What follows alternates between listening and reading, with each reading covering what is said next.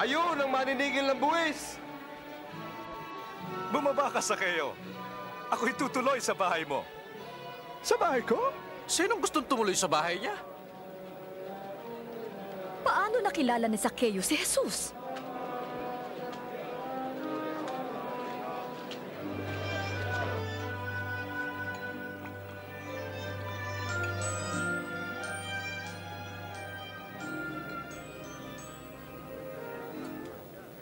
Sandali.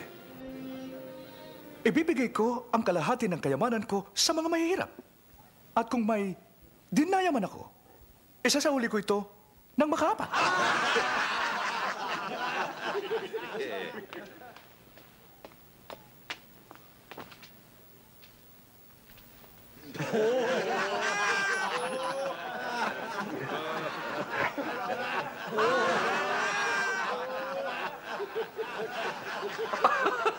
Katak-kataka. Isang maniningil na buwis nagsasauli ng kanyang nakolekta? Imposible.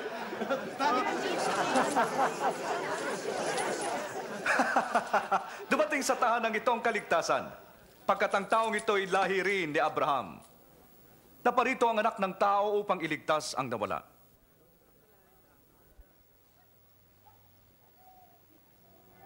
Makinig kayo. Pupunta tayo sa Jerusalem. Matutupad ang lahat ng isinulat tungkol sa anak ng tao. Ipagkakanulo siya sa mga hentil. Siya'y pagtatawanan, tutustain at tuturaan ng mga tao. Hahagupitin siya at papatayin. Ngunit sa ikatlong araw, siya'y mabubuhay.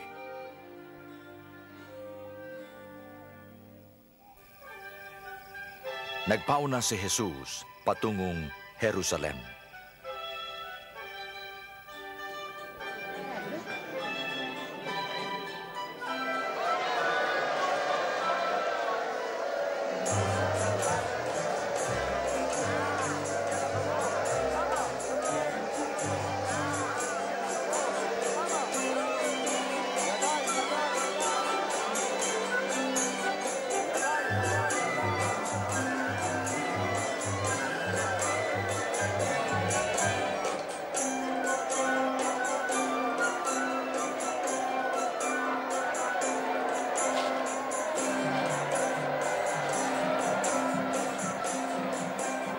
Guro, patahimikin mo ang iyong mga tagasunod. Sinasabi ko sa inyo, kung di sila iimik, ang mga bato mismo ang sisigaw. Kapayapaan! Karangalan! Kalusugan!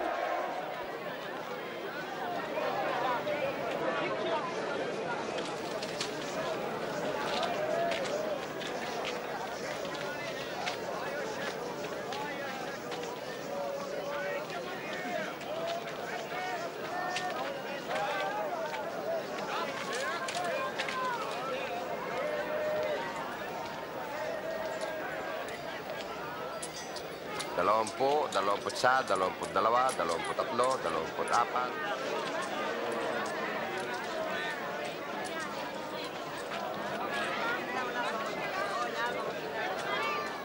Tatlumput-apat, 35, 36.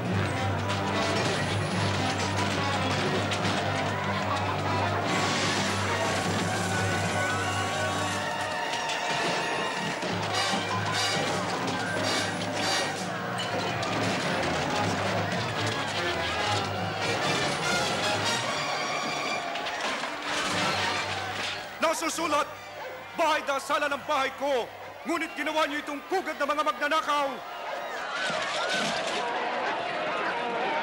Matungay siya sa aking mga hayop! Pigilin siya!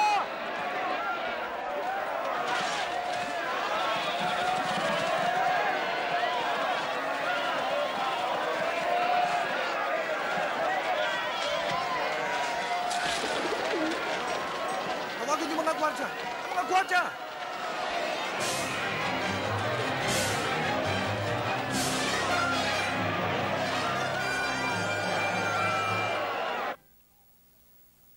Marami na raw ang nagtatanghal sa kanya bilang hari.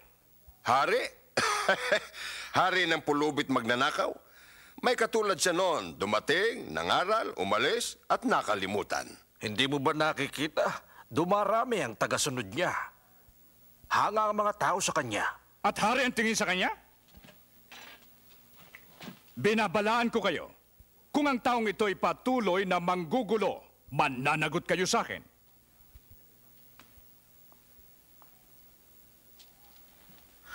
Maaring tama siya. Panahon nang makipagtuo sa Galileong yon. Habang dumarami ang grupo ng Pariseo at Eskriba na kanyang tinutuligsa, dumarami rin ang mga Hudyong sumusunod sa kaniya. At gayon din sa panig ng oposisyon. Kakaunti. Wala na ba? Makinig kayo. Ang balong ito ay naghandog ng higit sa kanilang lahat. Silang lahat ay nagbigay ng bahagi lamang ng kanilang kayamanan. Ngunit siya, dukha na nga'y nagkaloob pa mula sa lahat ng kanyang kabuhayan. Sabihin mo sa amin, anong karapatan mo para sabihin yan? Sinong nagutos sa'yo?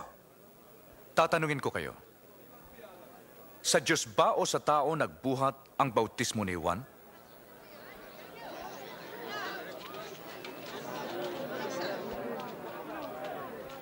Anong isasagot natin?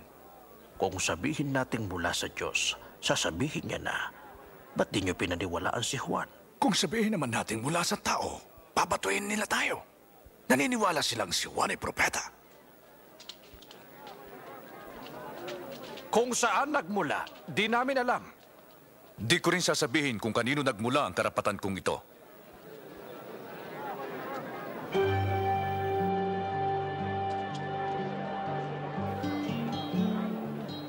Ngayon, dumating ang pista ng tinapay na walang lebadura.